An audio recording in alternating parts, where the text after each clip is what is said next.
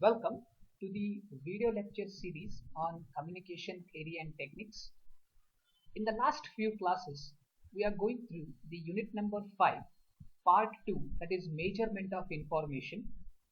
We have seen the average information content, entropy, the information rate, efficiency, redundancy, properties of entropy. In the last lecture, we have seen joint entropy and a numerical.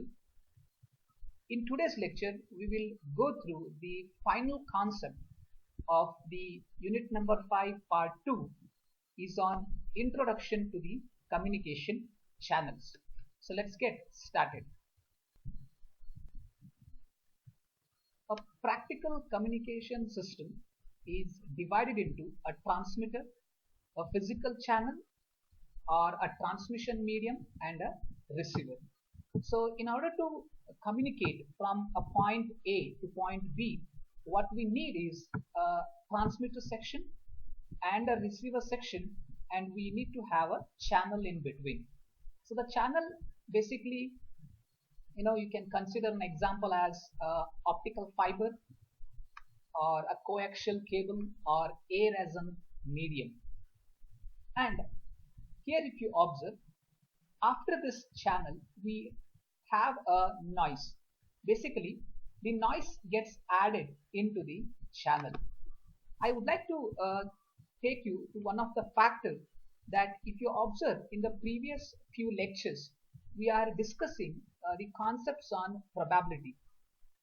The concept of probability comes into the information theory because of the presence of noise.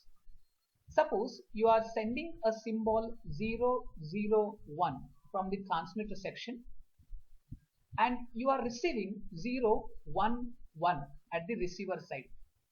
You sent 001 but you are receiving 011. It means the second bit has gone into error. That itself tells you that this channel has introduced a noise into the information, and due to which it becomes now very important to determine what is the probability that you are sending an information from the transmitter side, the same information is received at the receiver side. The probability comes into picture because now due to the noise we are not sure about the information what we are going to receive. So there is an unpredictability. So you cannot predict what information you will be receiving at the receiver side. You have to go through the concepts of probability, entropy, self-information, which we have already covered. So that's the reason it becomes very important to study the concepts of probability into communication, especially due to the presence of noise. If there is no noise, the channel will become ideal, okay, and that time we are very much sure that whatever we transmit, it will be received. That's the ideal channel. But basically if we consider any kind of a practical channels, whichever I mentioned, maybe a coaxial cable or an optical fiber, okay, there is going to be some percentage of a noise which gets added, maybe due to the external interference, or it might be the structure of the channel or the material whatever we have used to construct the channel. These are the various factors which will introduce the noise in the channels, and due to which we will not be sure what information we will send, will it be received same or no. There is going to be a predictability. That's why we need to go through the concepts of the probability in detail. So let's see few of the different types of channels which we have in the information theory. Before that, I would like to just stress upon this factor where how to represent a communication channel. Here if you consider, you have a source at the input side having symbols A1, A2 till AR, and at the receiver you have B1, B2 till BS symbols, that is the output side. Then here there is a channel which is telling you that it's a conditional probability. As I already mentioned, the probability comes into picture due to the existence of the noise in the channel, due to which we need to ensure that whatever we transmit, we receive the same thing at the receiver. But it is not so the case, because due to the existence of a noise, we have to find the probability, and we need to find, or we need to denote it as a conditional probability. So what does it mean? It means that here P of Bj slash AI indicates that AI is a symbol which has been transmitted. What is the probability that you will be able to receive the symbol Bj? Let us take an example over here. Here in the first case, if you observe, you are sending A1. If you receive, let's say, symbol B1, then there is no noise. It's a noiseless channel. But if you send A1 and the channel introduces the noise, and if you receive B2, then it's an error. So you need to minimize the error, and that's why we take the help of a conditional probability which tells us the error factor. Let's see one by one the different types of channels and their representation. So the first one what we have is a symmetric or a uniform channels. Second one is a binary symmetric channel, BSC. Third one is a binary erasure channels. Fourth one is a noiseless channel. Fifth one is a deterministic channel. Sixth one is a cascaded channel. So let's see the first type of a channel, which is symmetric channel. So a symmetric channel is one in which, if you observe, the second and the subsequent rows of the channel matrix contains the same elements as that of the first row in the different order. They might be of the different order. So here I have represented a conditional probability, that is P of y by x. Okay, and here if you observe, the probability of receiving the symbol is 1 by 2, 1 by 3 and 1 by 6. So if the remaining rows contains same probabilities but in a different order, then such type of channel is called as a symmetric channel. So a channel is said to be symmetric if the second and the subsequent rows of the channel matrix contain the same elements as that of the first row but in a different order. One more thing what you need to ensure here is, when you add the probabilities row wise or the column wise, it should give you 1. So here if you add 1 by 2 plus 1 by 3 plus 1 by 6, it should give you 1. The total probability of a summation of the rows or the columns should give you unity. So next one we will see is a binary symmetric channel, which has got 2 inputs and 2 outputs. A binary symmetric channel is one of the most commonly and widely used channel, whose channel diagram is given by x1, x2 are the 2 inputs which have a symbol 0 and 1. If you are sending symbol 0 and if you receive symbol 0 at the receiver, its probability is p bar. You are sending symbol 0 from the transmitter, but you will end up receiving 1, which is basically an error, having a probability p. Similarly, here if you observe the symbol x2, which is emitting 1, and if you receive 0, it has got a probability p, and if you are sending 1 and if you receive 1, its probability is p bar. So here p is a probability of error, probability of the reception of 1 when symbol 0 is transmitted. Now let us see the representation of the channel. So here you can represent this as P of y by x, p bar. Look at this diagram. So symbol 0 is transmitted, symbol 0 is received with a probability of p bar, which is p bar. Next, symbol 0 is transmitted and you are receiving 1 with a probability of p, which is represented over here. So it is a 2 by 2 matrix. Next you will see the second one. You are sending symbol 1 but you are receiving symbol 0 with a probability p, which is a probability of error. And the last one is you are sending 1, you are receiving symbol 1 with the probability of p bar, which is represented over here. This is how we represent the channel matrix. There could be a question in the exam, write a short note on different types of a channel, or there could be a specific question, explain a binary symmetric channel, okay, with the channel matrix. So you are expected to give the channel diagram and the matrix form and write briefly a short note on the BSc. The next channel what we have is a binary erasure channel. Is one of the important channel used in the digital communication. Whenever an error occurs, the symbol will be received as Y and no decision will be made about the information, but an immediate request will be made through the reverse channel. This is the most commonly used channel in the communication because consider an example. If you send symbol A and if you receive symbol B, which is basically an error, this channel will ensure that there is an error which has occurred. So it will give a feedback to the receiver, to the transmitter, saying that I have received an different symbol. So it will ensure that you will receive a correct symbol. So until that, the transmission will keep on taking place. So that's why it tells you here, whenever an error occurs, the symbol will be received as a Y, which is an error symbol, and no decisions will be made about the information. This is the reason when you have an error, you cannot make a decision about the information because it's an error.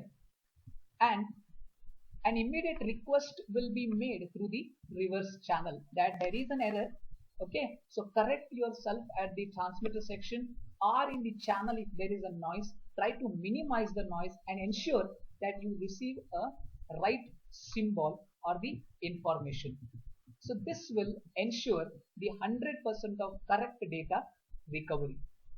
So here if you can observe, the transmission of the signal takes place till a correct symbol is received at the output. This ensures 100% correct data recovery. Since the error is totally erased in this type of a channel, it is called as a binary erasure channel. Now let us see the representation of the binary erasure channel. So here you can see there are two symbols x1 and x2 at the transmitter side with a symbol 0 with a symbol 1, and you have y1 and y2 are the receiver symbols.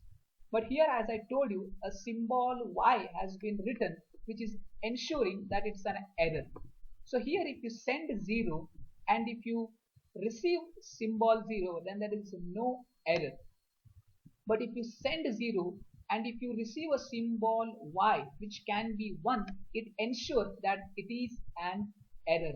So here Y indicates the probability of error or the error symbol. Similarly, here you can observe, if you send symbol 1 and if you receive 1, then it is a no error. There is no loss of information.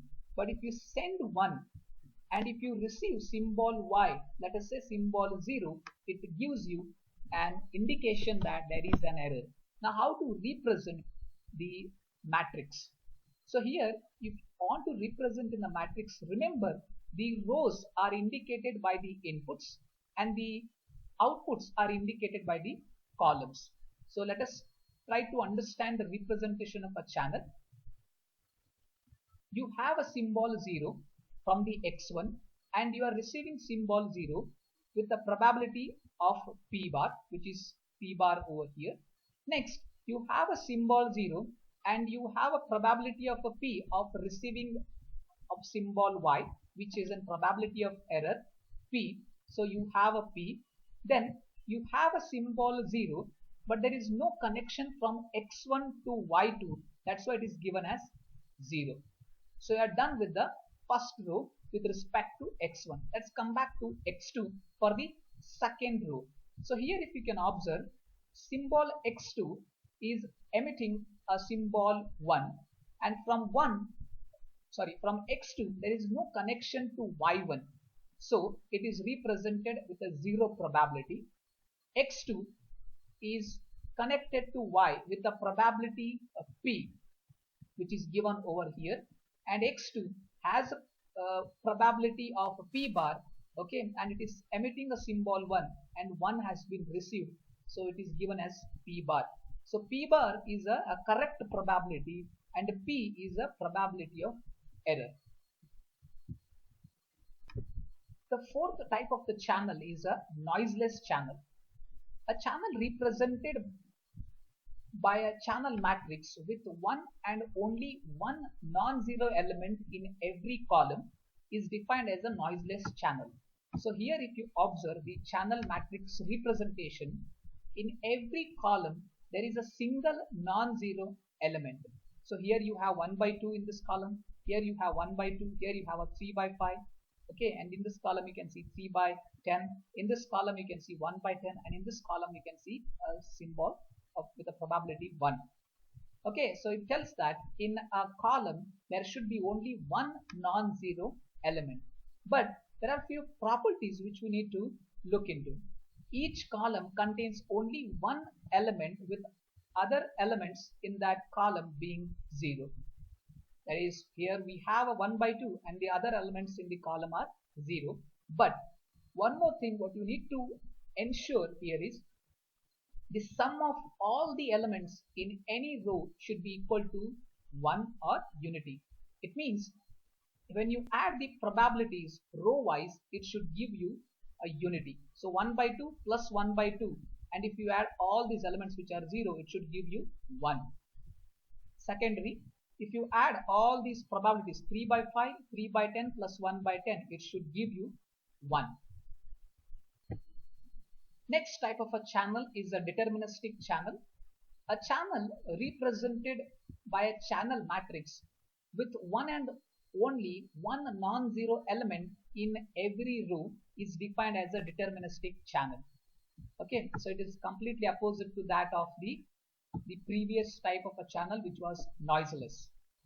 So even it has a property that the sum of the elements in every row must be equal to 1, and each row must contain only one entry and other elements in that row must be non-zero. So it's completely opposite of that of the noiseless channel.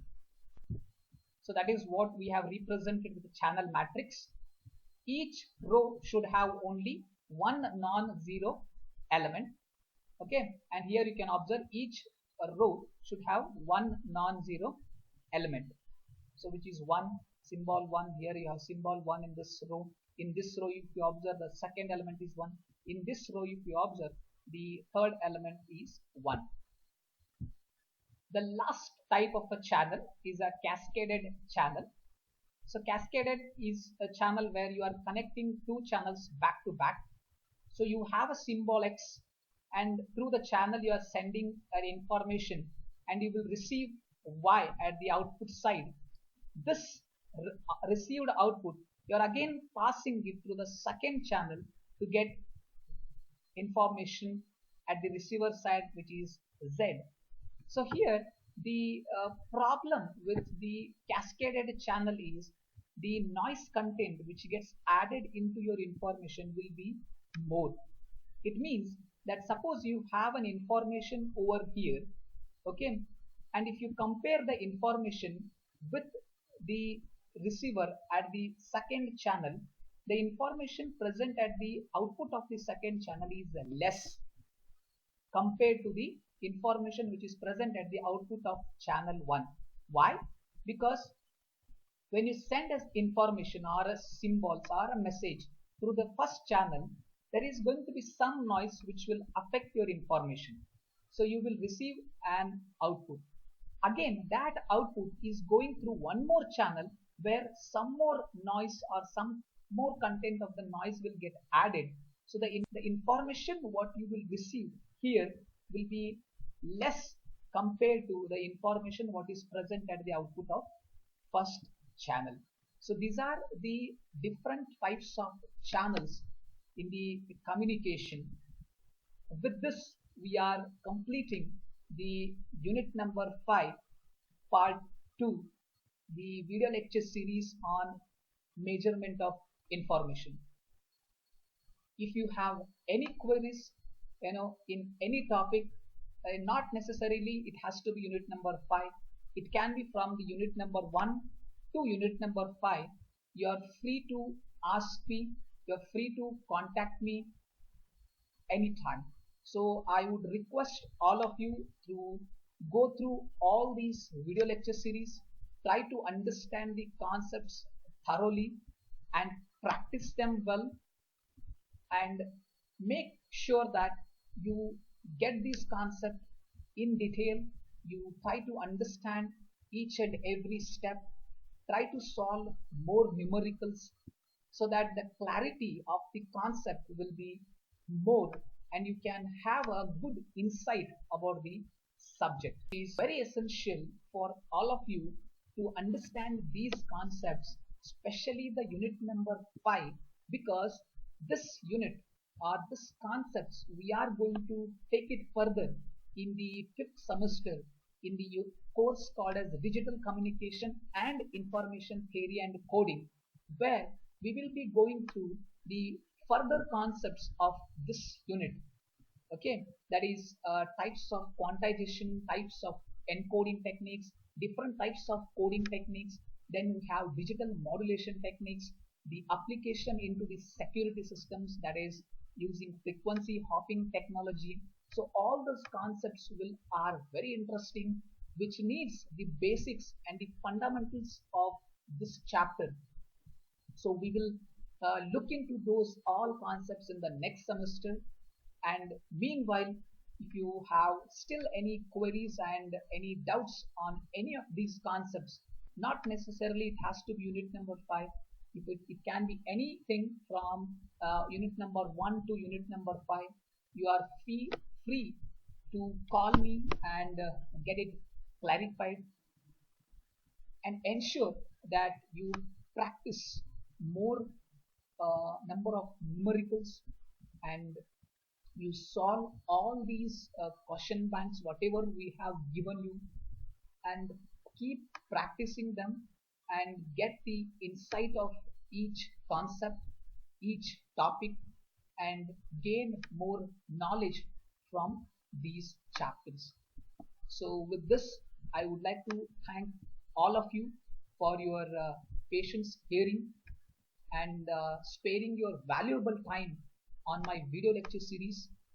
We will soon meet in the college, and hope we get some more time to cover these concepts in the class, and that would be more better if we can discuss these concepts face to face, so that the clarity of the concepts will be still in a better way, and you can even approach us with queries. So we would be happy to help you. With this, I would like to thank each and every one from 4th semester, from all the divisions, for your valuable time and patience. Thank you.